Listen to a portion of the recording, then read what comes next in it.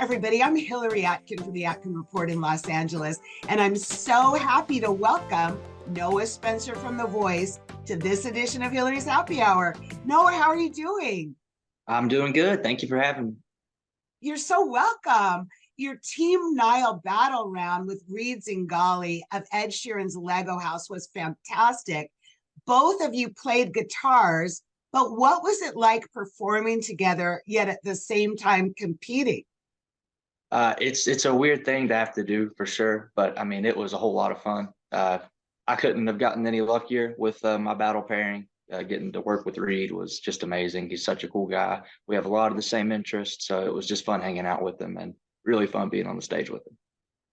After you guys were done, Gwen said she would be shocked if somebody didn't snatch you up and sign you tomorrow. John said he loved the rasp in your voice, and Reba loved the grit. So how were you feeling as you heard all this amazing feedback as you waited for your coach Niall to make his decision? I mean, it's really awesome to be able to stand up there and have people that you look up to compliment you like that. It's really cool. And yeah. Let's rewind to your blind audition of Zach Bryan's Something in the Orange. Reba, Gwen, and Niall all turned around for you, and they fought so hard for you. So what factors went into your decision of choosing who to coach you? To be honest, going up there, you're never sure if you're going to turn a chair or not. So I hadn't really thought too far ahead. And when it happened, it all just kind of hits at once. And I just kind of had to sit there and listen to what they were saying and take it the best I could. So I really made my choice based on the speaking and what they said to me. And Niall just really connected with me talking about songwriting and stuff like that. And I felt drawn to go to his team. So there's why I landed. Well, was it different than you anticipated, like going through scenarios in your mind of what might happen? Yeah, I mean, I had no idea what to expect. I mean, you can sit and I'm a worrier a little bit. So I mean, I'd already sat and ran through, all the possible things that could happen, but you got to just go up there and do it. And I just went with what felt right in the moment. It seems like it's really working out for you, Noah. But you said you grew up listening to bluegrass and country, but tell me more about your musical experience, including some of the shows you've been doing lately when you haven't been on The Voice.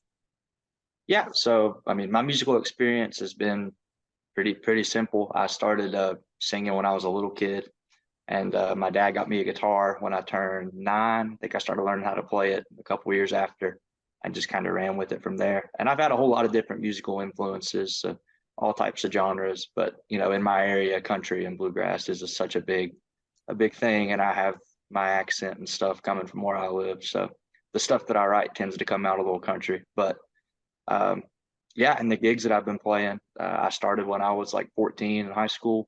That's the only job I've ever had since, and it's nice to be back home and playing to the hometown crowds and getting back to doing what I've always done. Well, I was going to ask you what kind of support you're receiving from your hometown of Richlands, Virginia, and fans you're making now all over.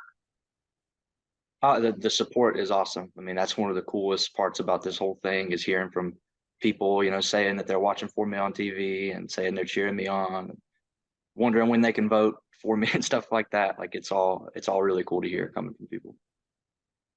What have you been learning so far from working with Niall?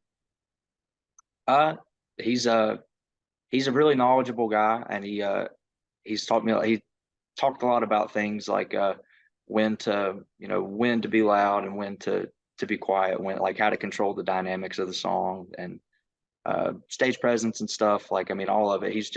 He's got so much experience in doing so many big things with music that anything that he says, I'm just trying to soak it all up. So. Well, I'm really looking forward to your next appearance on The Voice. And I want to wrap up our happy hour, Noah, by raising a glass to you. Got my Dr. Pepper here. And I want to wish you continued success on The Voice. Thank you very much. Cheers to you. Cheers. Thank you.